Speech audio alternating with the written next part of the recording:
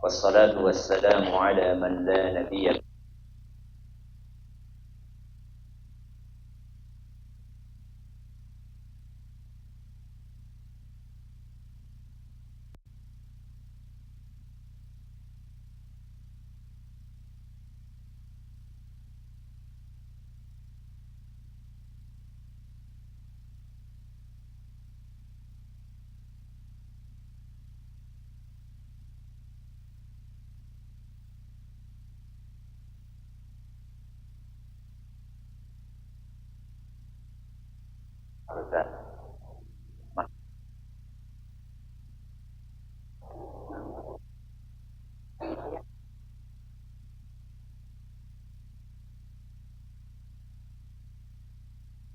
kakek, nenek, cucu.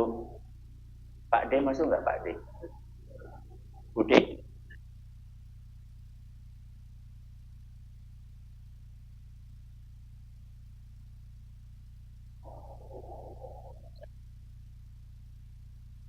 Masya Allah.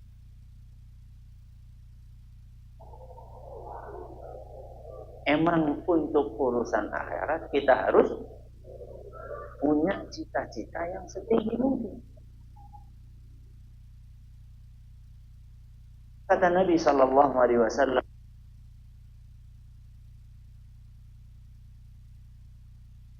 Sa'altumullaha fas'aluhul fitnah. Seandainya kalian berdoa kepada Allah, mintalah surga Firdaus.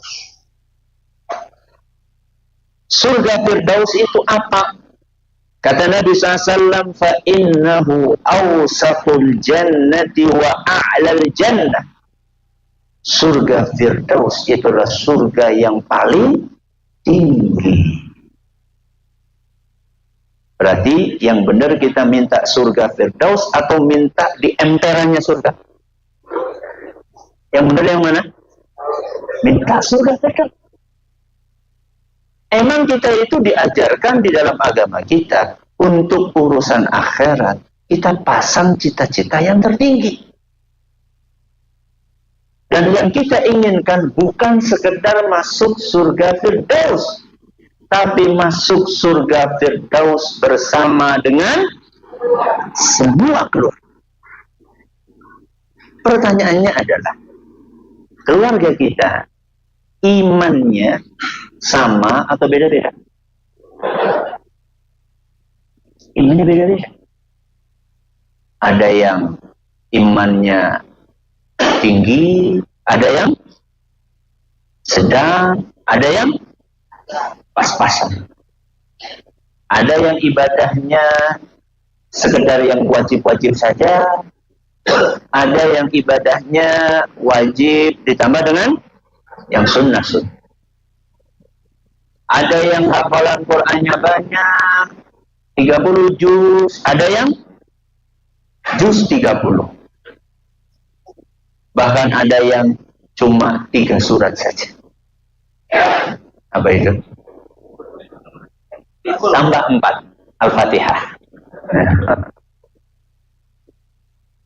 Apakah mungkin keluarga yang imannya beda-beda itu berada di surga yang sama, yaitu surga Firdaus? Masya Allah. Dalilnya apa, Bu? Dalilnya adalah firman Allah Subhanahu wa ta'ala dalam surat At-Tur. Surat At-Tur ayat 21. Apa kata Allah Subhanahu wa ta'ala? Walladzina amanu wattaba'athum dzurriyyatuhum biimanin alhaqna bihim dzurriyyatahum. Adapun orang-orang yang beriman dan keturunan mereka juga beriman. Bapaknya beriman, anaknya beriman. Alhaqna bihim dzurriyyatahum. Maka kami, yaitu Allah Azza wa Jalla, akan gabungkan, akan kami satukan antara anak-anak tersebut dengan siapa tadi? Orang tua. Padahal bisa jadi imannya orang tua dengan imannya anak berbeda. Mungkin lebih tinggi imannya siapa? Orang tuanya, sedangkan anaknya imannya biasa-biasa aja. Tapi Allah Azza wa Jalla di dalam ayat ini menjanjikan alhaqna bihim lurriyatahum. Anak-anak mereka akan kami jadikan satu dengan orang tua. Kalau imannya orang tuanya tinggi, anaknya rendah, berarti orang tuanya yang diturunkan derajatnya supaya bisa bareng sama anaknya, atau anaknya yang diangkat derajatnya supaya bareng sama orang tuanya. Orang tuanya diturunin atau anaknya dinaikin? Kata siapa? Lanjutan ayatnya. Kelanjutan ayatnya, wa ma alatnahum min amalihim min syai'. Dan kami tidak akan mengurangi sedikit pun amal mereka, yaitu amal orang tuanya. Jadi kalau orang tuanya imannya tinggi, imannya anaknya rendah, bukan kok disatukan dengan cara orang tua derajatnya diapain? Diturunin, bukan. Justru anak ini yang imannya biasa-biasa aja, derajatnya dinaikin. Sebagaimana yang disampaikan oleh Ibnu Abbas radhiyallahu anhuma saat beliau menafsirkan ayat tadi, innallaha la yarfa'u dzurriyyatal mu'min fi darajatihi. Allah Subhanahu wa taala akan berkenan mengangkat derajatnya anak seorang mukmin. Wa in kanu dunahu fil amal, walaupun anak itu sebenarnya level amalnya di bawah orang tuanya. Supaya apa? Litaqarra bihi ainuhu, supaya orang tuanya itu tambah bahagia. Pengen? Apa langkah-langkahnya? Pengen aja cukup? Enggak. Harus ada langkah-langkah nyata supaya kita bisa masuk surga bersama dengan keluarga. Karena ilmu saya terbatas dan waktunya juga terbatas, maka malam hari ini kita akan mempelajari 4 langkah saja. Banyak apa sedikit? 4 banyak apa sedikit? Dikit, oke. Makanya waktunya dikit, langkahnya juga dikit. Apa langkah yang pertama? Langkah yang pertama agar kita bisa masuk surga bersama dengan keluarga adalah tekun belajar agama. Apa yang pertama? Tekun belajar agama. Siapa? Bapak, ibu, anak? Siapa? Semuanya. Kenapa demikian? Karena salah satu syarat untuk masuk surga adalah ilmu. Makanya apa kata Nabi SAW dalam hadis riwayat Muslim? Man salaka tariqan yaltamisu fihi ilman, sahhalallahu lahu bihi tariqan ilal jannah. Barang siapa yang meniti suatu jalan untuk belajar ilmu agama, maka Allah akan mudahkan untuknya jalan menuju surga. Jadi jalan surga itu diawali dengan ilmu. Makanya orang yang belajar ilmu agama oleh Nabi SAW dikatakan seakan-akan dia sedang berada di taman surga. Kenapa berada di taman surga? Karena di dunianya ini dia sedang berada di majelis ilmu. Dan itu adalah taman surga yang insya Allah akan mengantarkan ke taman surga di mana? Di akhirat. Nabi SAW pernah bersabda, "Idza marartum bi riyadil jannati farta'u." Seandainya para sahabatku kalian melewati taman-taman surga, maka singgahlah dan nikmatilah taman tersebut. Jadi kalau ada taman surga, ngapain? Singgah. Mampir. Jangan malah dibubarin. Taman surga malah dibubarin. Orang pada joget malah disuksesin. Nggak benar itu. Nabi SAW pesan, kalau engkau lewat taman surga, mampirlah. Maka para sahabat bertanya, ya Rasulullah, wa ma riyadul jannah? Wahai Rasul, taman surga itu apa? Maka beliau SAW menjawab, hilakul zikri. Taman surga adalah majelis zikir. Hadis riwayat Ahmad, dan kata Imam At-Tirmidzi, hadis ini hasan gharib. Dan menurut Syekh Al-Albani, hadis ini sahih. Apa yang dimaksud dengan majelis zikir? Kata Imam Al-Qurtubi rahimahullah, majelis zikir adalah majelis tempat diajarkan halal haram. Berarti majelis taklim.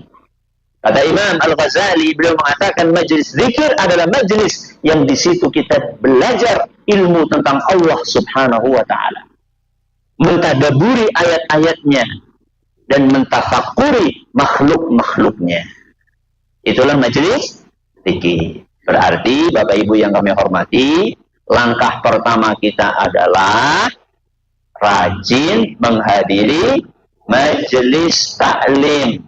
Berarti kalau berangkat majelis taklim, berangkat sendiri apa sama keluarga? Sama keluarga atau sendiri? Terus anak-anaknya disuruh ngapain? Disuruh jalan-jalan di luar sana, lari-lari? Begitu atau tidak begitu? Tidak begitu. Anak-anak dibawa ke masjid, dibiasakan untuk menghadiri majelis taklim. Nanti begitu Bapak Ibu pulang, sampai di rumah anak ini diajarin membaca Al-Quran. Kata Syekh Abdul Razak Al-Badr hafizahullah, minimal orang tua itu dia mengajarkan surat yang bakal dibaca oleh anaknya ketika sholat. Surat apa? Al-Fatihah. Top. Sama surat apa? Biasa, surat favorit kita. Apa itu?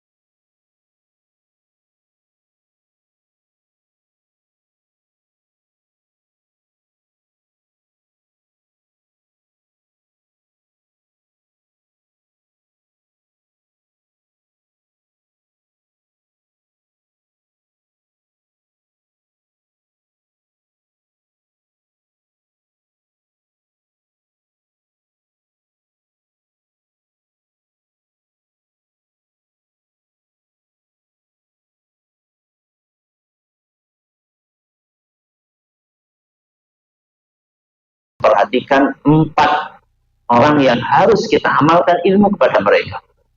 Suami mengamalkan ilmu kepada istri. Istri mengamalkan ilmu kepada suami. Orang tua mengamalkan ilmu kepada anak. Anak mengamalkan ilmu kepada orang tua. Mari kita kasih contoh satu-satu. Suami mengamalkan ilmu kepada istri.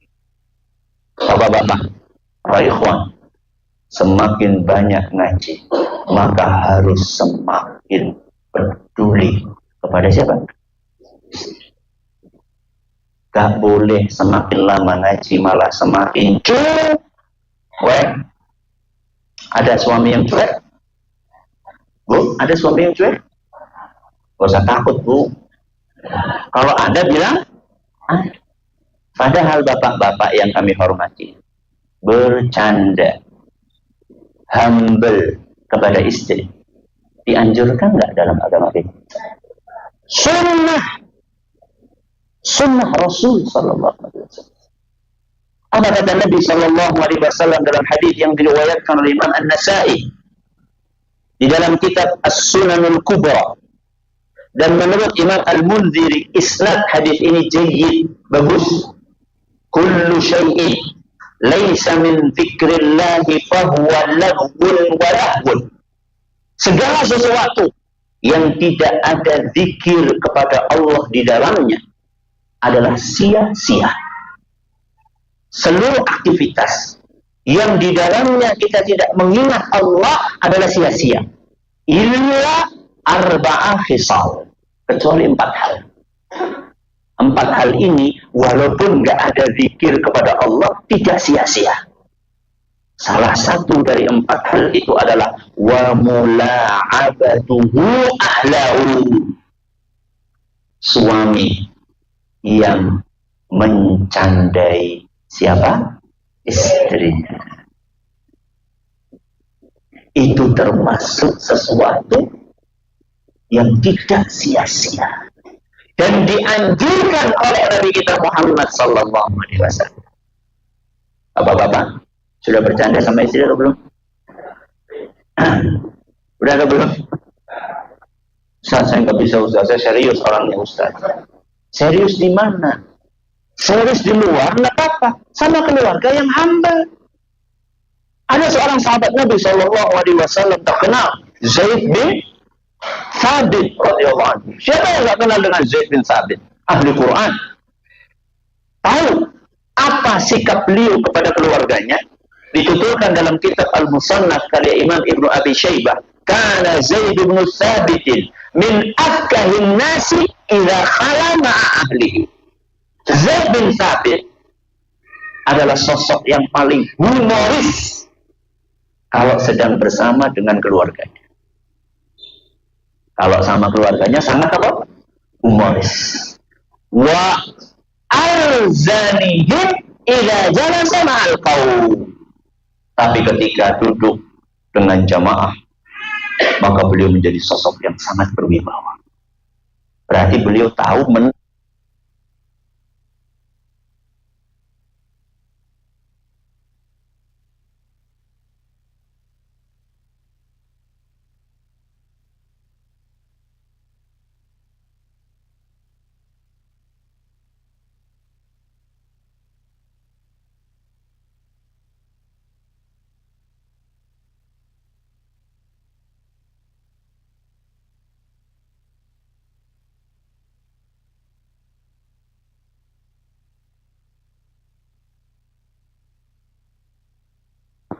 ummahat favoritnya. Walaupun Anda orang besar di luar, tapi kalau sudah pulang ke rumah, jangan seperti singa yang sedang kelaparan. Begitu pulang ke rumah, membuat suasana rumah menjadi apa? Mencekam. Semuanya diam. Abi pulang. Shhh, diam. Tapi ketika kita pulang rumah, itu seharusnya istri merasa tenang, anak-anak merasa nyaman, menunggu-nunggu kedatangan ayahnya. Apakah Anda seperti itu? OTW. Oke. Jadi semakin lama ngaji, harus semakin peduli, semakin lama, semakin humble, semakin hangat dengan keluarga. Apalagi Ustaz, semakin lama ngaji, semakin banyak ilmu, maka kita harus semakin perhatian dengan keluarga kita. Termasuk urusan makanan. Termasuk urusan jangan sampai suami di luar makan enak, anak dan istrinya di rumah makan tempe enak bu, makan seadanya. Di rumah anak istri nasi, mie, kerupuk, semuanya karbo, tidak. Suaminya di luar makan sate, makan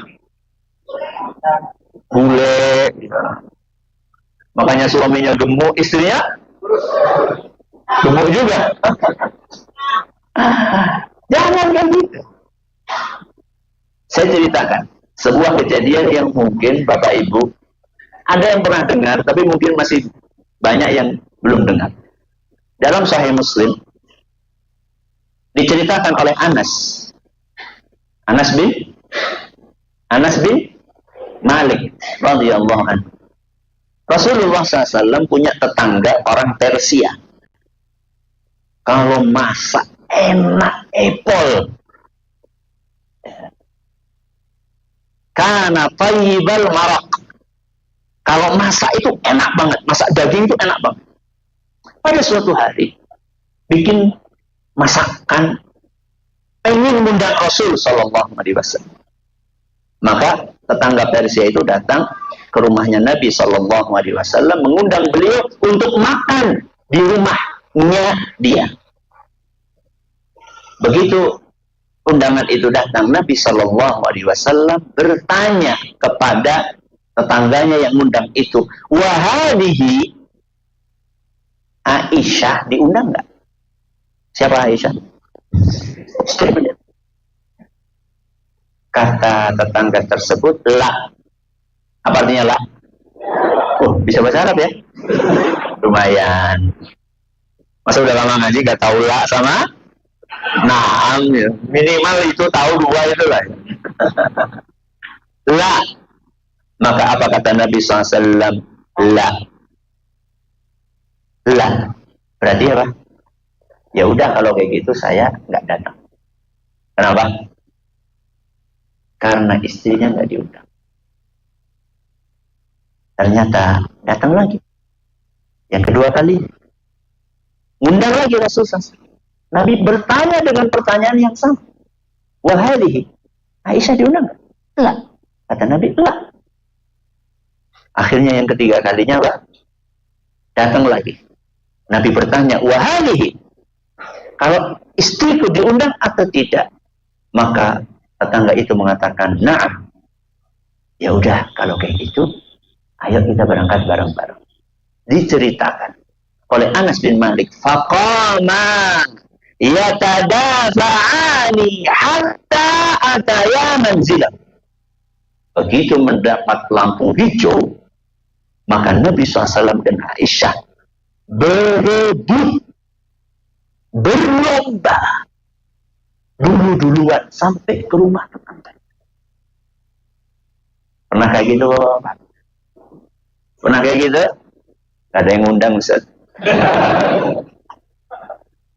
Ya berangkat sendiri, modal lah. Ya. Oke, ini contoh suami mengamalkan ilmu kepada siapa? Istri. Yang kedua, istri mengamalkan ilmu kepada suami. Ibu, semakin banyak ilmu yang ibu pelajari, maka seharusnya ibu semakin memperhatikan suami, semakin berkhidmat dan berbuat baik kepada suami. Seorang sahabiyah pernah datang menemui Rasulullah SAW konsultasi masalah keluarganya. Setelah selesai konsultasi, Nabi SAW bertanya kepada wanita tersebut, apakah engkau sudah menikah? Maka wanita itu mengatakan, sudah wahai Rasul, aku sudah punya suami. Kemudian Nabi SAW bertanya, apa sikapmu kepada suami? Wanita itu mengatakan, ma'aluhi illa ma'ajastu anhu. Wahai Rasul, apapun yang diminta oleh suamiku, aku akan penuhi, kecuali kalau aku tidak mampu melakukan. Pokoknya suamiku nyuruh apapun, selama aku bisa melakukannya, maka aku akan lakukan. Bapak-bapak biasanya nyuruh ibunya, istrinya, bikin kopi. Ibu-ibu langsung dilakukan atau tidak? Langsung dilakukan? Apa? Ngomel, ya Allah ya Rabb. Dengerin nih, apa kata Nabi SAW setelah mendengar jawaban dari muslimah tadi, maka Nabi SAW berpesan untuk muslimah tadi dan untuk ibu-ibu semuanya, unzuri aina anti minhu. Wahai para ibu-ibu, perhatikanlah bagaimana sikapmu kepada suamimu. Fa innahu jannatuki aw naruki. Karena sesungguhnya suamimu adalah surgamu atau nerakamu. Hadis riwayat Ahmad dan dinilai sahih oleh Imam Al-Zahabi dan Imam Al-Hakim. Jadi ibu, untuk masuk surga cukup enggak rajin hadir pengajian? Enggak cukup. Tapi setelah hadir pengajian, bagaimana sikap kita kepada suami? Saya pernah mendapatkan kisah nyata, tapi pahit. Ada seorang istri yang rajin banget hadir pengajian. Bagus? Nah, tapi masalahnya, ketika suaminya lagi sakit, tetap berangkat ngaji. Bagus? Enggak apa-apa. Suaminya merebus air sendiri, nyuci sendiri, masak sendiri. Karena apa? Karena istrinya hadir majelis taklim. Ini apa? Ilmu itu bukan tujuan. Ilmu itu sarana. Setelah punya ilmu diamalkan supaya masuk surga bareng-bareng. Contoh yang ketiga. Siapa? Orang tua mengamalkan ilmu kepada anaknya. Para orang tua. Nggak cukup hanya sekedar memasukkan anak ke pesantren. Nggak cukup. Kenapa nggak cukup, Ustaz? Karena sejatinya yang disuruh oleh Allah untuk mendidik anak, Ustaz di pondok atau orang tua? Orang tua, ya ayyuhalladzina amanu qu anfusakum wa ahlikum nar. Wahai orang-orang yang beriman, jagalah diri kalian dan keluarga kalian dari api neraka. Ini ayat aslinya tertuju kepada ustadz di pondok atau kepada orang tua? Kepada orang tua. Jadi jangan sampai ketika kita sudah memasukkan anak ke pondok, kita merasa, oh tugasnya sudah selesai. Enggak. Ketika kita memasukkan anak ke pondok kita, apakah kita rutin untuk menyampaikan nasihat kepada anak kita? Siapa di antara Bapak Ibu sekalian yang anaknya di pondok, angkat tangan? Yang tinggi.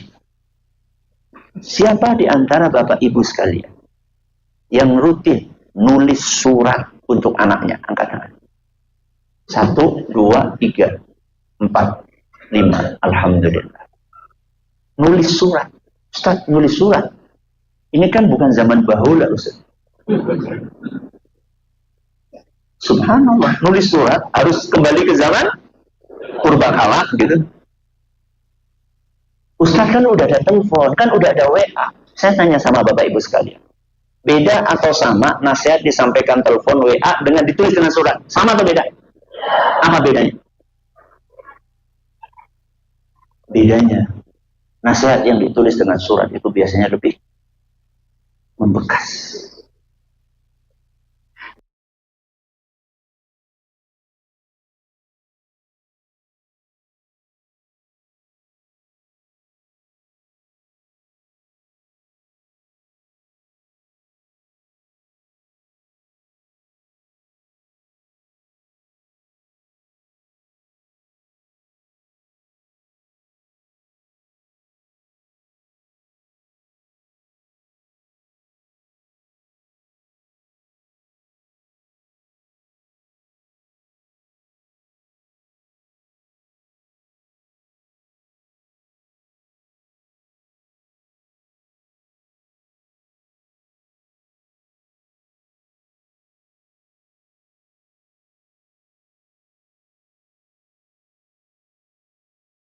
ibu kami kepada saya, dan surat yang saya kirim kepada orang tua kami. Masih ada, rapi sampai sekarang. Itu sering saya baca ulang. Ya. Untuk mengingat kembali wejangan-wejangan dari orang tua kami, rahimahumullah. Jadi beda. Tulis surat. Itu adalah salah satu bentuk perhatian kita kepada anak-anak kita. Ya. Jadi jangan sampai ada sebagian orang tua memasukkan anaknya ke pondok, udah lupa anaknya mondok di mana. Jadi dia itu punya anak banyak. Bagus? Bagus. Punya anak banyak, bagus. Tapi sayangnya, anaknya itu dimasukin ke sana satu, ke sini satu, ke sini satu. Jadi ada 8 anak, berarti 8 pondok. Nanti kalau ditanya, anak yang itu di mana? Di mana ya? Lupa ya. Subhanallah. Jangan gitulah. Oke. Terus contoh yang keempat adalah anak mengamalkan ilmu kepada siapa? Orang tuanya. Jadi anak-anakku setelah ngaji, setelah mondok harus ada perubahan sikap. Anak kepada siapa? Orang tua. Jangan sampai ketika liburan bajunya anak dicucikan sama orang tuanya. Ada anak yang seperti itu? Banyak. Apa kata anak itu? Kan udah ada mesin cuci. Kan udah ada mesin cuci. Justru karena ada mesin cuci itu, Anda seharusnya nyuciin baju orang tua. Masa anak sudah mondok, bajunya masih dicuciin sama orang tuanya? Nggak cuma nyuciin baju, bahkan orang tuanya nyuciin gelas yang habis dipakai minum oleh anaknya, nyuciin piring yang habis dipakai makan oleh anaknya. Mana bakti anak kepada orang tua? Jadi ilmu itu bukan sekedar untuk dipahami dan diketahui. Ilmu itu dipelajari untuk diamalkan. Sudah berapa langkah kita pelajari? 2. Apa langkah pertama? Tekun belajar agama. Yang kedua, berusaha selalu mengamalkan ilmu. Langkah yang ketiga, rajin mengingatkan visi keluarga.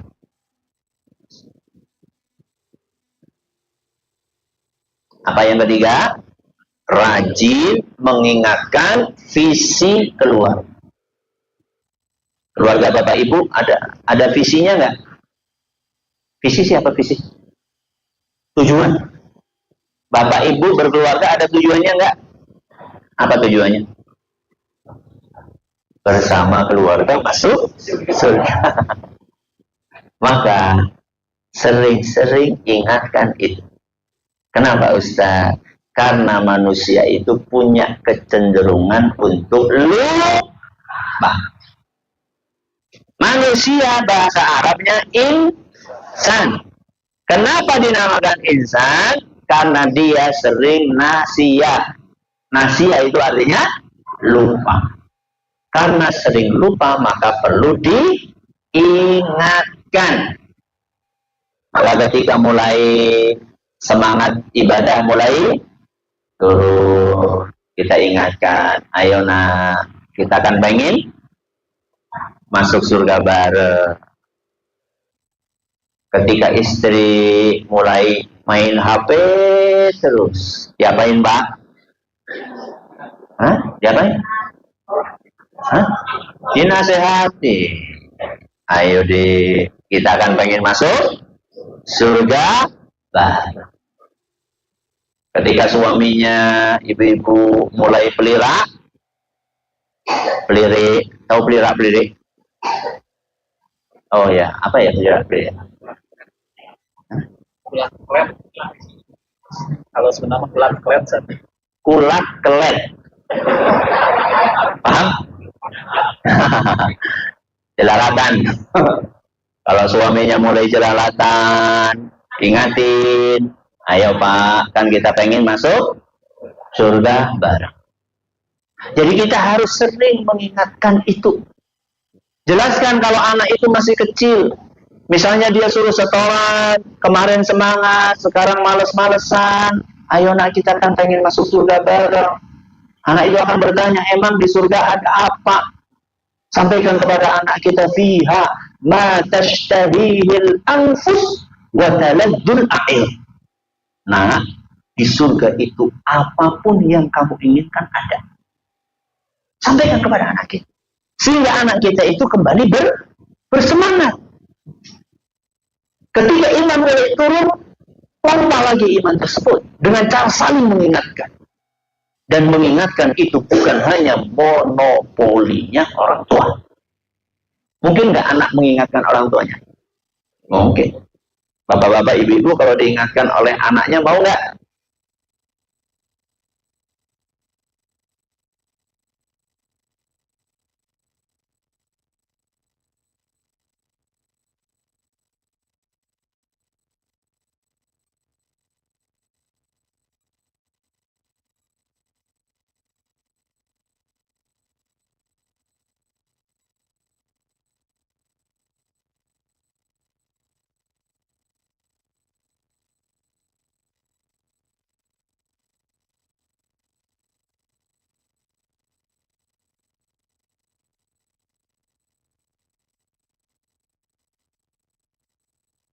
Ya, Abi udah baca bismillah belum?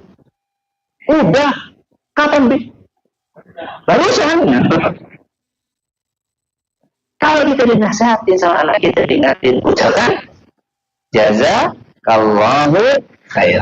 Langkah yang keempat yang terakhir. Sudah masuk waktu Isya? Belum? Langkah yang keempat, rutin berdoa. Apa Bapak Ibu? Rutin berdoa. Kenapa kita harus rutin berdoa? Karena sebesar apapun ikhtiar dan usaha kita untuk masuk surga bareng, kalau Allah tidak menghendaki, maka tidak akan tercapai. Yang menentukan segalanya adalah siapa? Buktinya apa? Buktinya beberapa nabi alaihimussalam tidak bisa mengajak keluarganya sendiri untuk beriman. Contohnya Nabi Nuh alaihissalam tidak bisa mengajak siapa?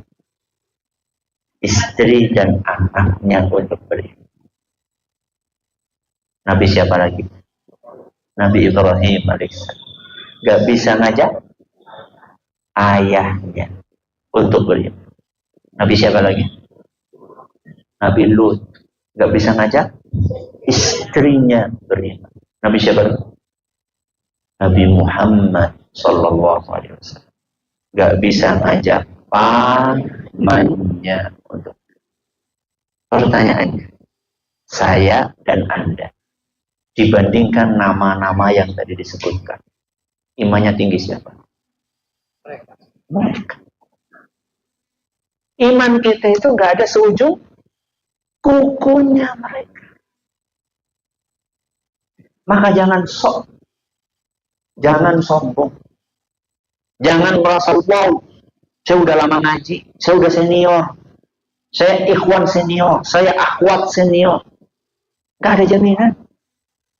Kalau Allah tidak berkehendak, maka jangan pernah menggantungkan kepada kekuatan pribadi. Dan itulah yang diingatkan oleh Nabi Sallallahu Alaihi Wasallam setiap pagi dan petang. Ya Hayyu, Ya Qayyum, bi rahmatika astaghits. Aslih li sya'ni kullah wa la takilni ila nafsi tarfatal ain. Hadis riwayat Imam An-Nasa'i dalam kitab As-Sunan Al-Kubra dan dinilai sahih oleh Imam Al-Hakim. Yang perlu kita garis bawahi dari doa tersebut adalah kalimat yang terakhir. Apa kalimat yang terakhir? Wa la takilni ila nafsi tarfatal ain. Ya Allah, jangan jadikan aku bergantung kepada kekuatan pribadiku walaupun cuma sekejap mata. Jadi nggak boleh Bapak Ibu mengandalkan kekuatan pribadi walaupun cuma sesaat, nggak boleh. Apalagi sampai bertahun-tahun. Saya adalah ustadz, saya adalah kiai, saya keturunan ulama, saya keturunan Nabi SAW. Masa anak saya nggak beriman? Nggak mungkin, mustahil, kata siapa? Semuanya itu tergantung Allah. Maka kita dan anak-anak kita ajarin untuk sering-sering minta surga. Allahumma inni as'alukal jannah wa a'udzubika minan nar. Sudah hafal? Berapa belum?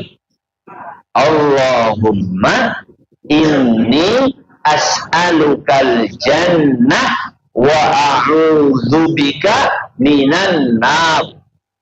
Ya Allah, sesungguhnya aku mohon kepadamu surga dan aku memohon perlindungan kepadamu dari neraka. Hadis riwayat Ahmad dan yang akan sahih oleh Imam Ibnu Hibban dan Syekh Al-Albani.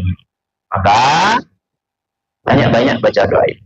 Ustaz, seandainya, naudzubillah min dzalik, kita sudah berusaha maksimal, ternyata ada di antara keluarga kita yang nasibnya seperti ayahnya Nabi Ibrahim, atau seperti anaknya Nabi Nuh, atau seperti istrinya Nabi Lut, atau seperti pamannya Nabi Muhammad SAW, alias nggak mau beriman sampai wafat. Kemudian dia masuk neraka. Kita mudah-mudahan masuk surga. Sedih nggak? Sedih. Sudah di surga nih, sedih nggak? Kok bingung? Sedih nggak? Sedih. Berarti orang di surga bisa sedih? Enggak lah, enggak sedih. Kenapa enggak sedih Ustaz? Jaminan dari Allah Azza wa Jalla.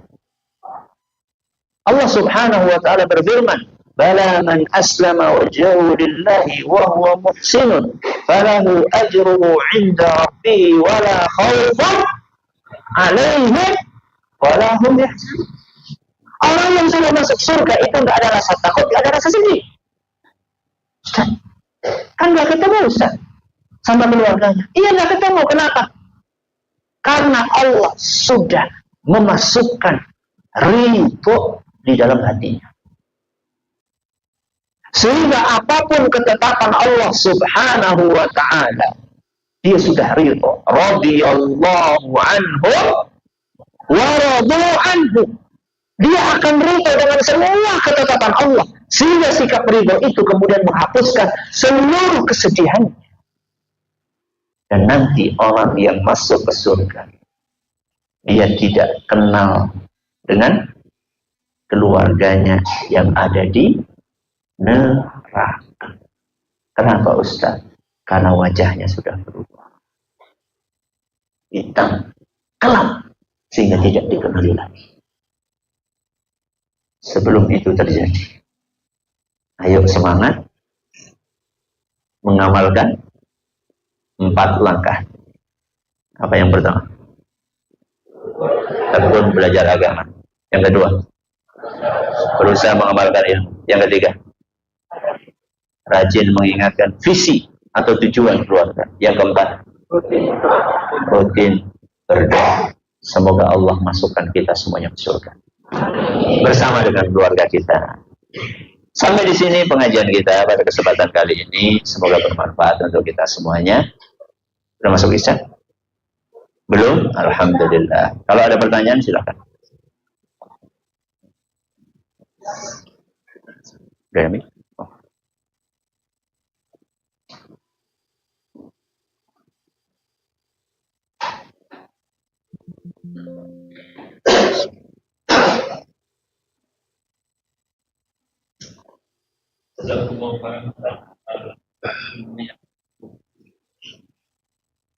Apakah ayat ini bisa menjadi hujat untuk tidak putus asa mendoakan keluarga yang taat.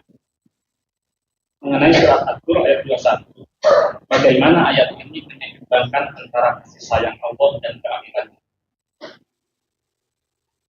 Terima kasih atas pertanyaannya. Apakah itu memotivasi kita untuk tidak putus asa? Betul sekali. Selama hayat masih di kandung badan, maka masih ada kesempatan untuk orang yang kita cintai mendapatkan hidayah. Contohlah Abu Hurairah radhiyallahu anhu yang nggak pernah putus asa untuk mendoakan siapa? Ibunya. Allahumma di umma Abi Hurairah. Itu doa yang diucapkan oleh Nabi SAW ketika Abu Hurairah datang menangis di hadapan Nabi SAW. Karena ibunya diajak beriman dan tidak mau. Bahkan mengeluarkan kata-kata yang tidak mengenakkan hati. Maka beliau pun datang kepada Nabi SAW, ya Rasulullah, doakan ibuku. Maka Nabi SAW pun mengangkat tangannya dan beliau membaca doa, Allahumma di umma Abi Hurairah.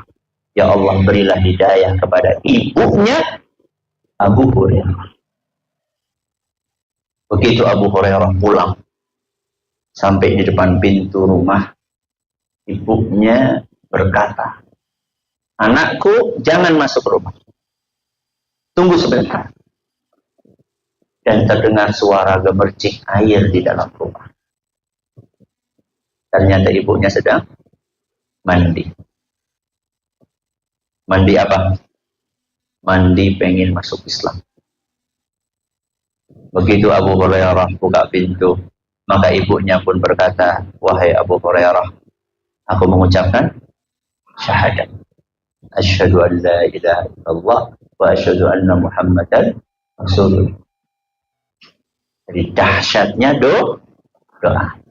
Oke. Yang kedua, bagaimana memahami ayat tadi dengan rahmat dan keadilan Allah? Bapak Ibu yang kami hormati.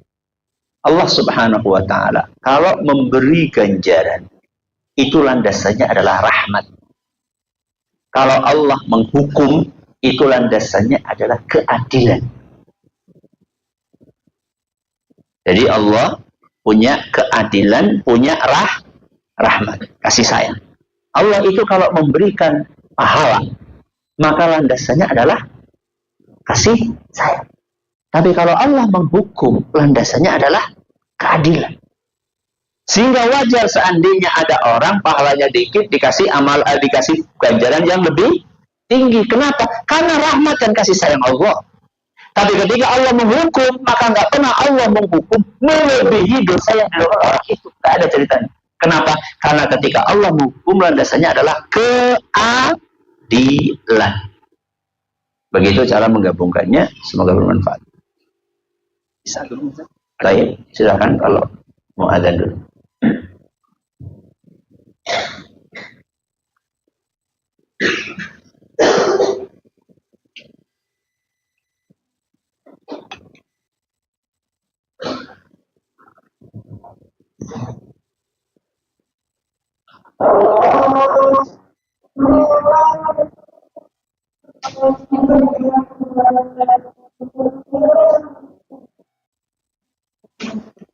Allahu Akbar.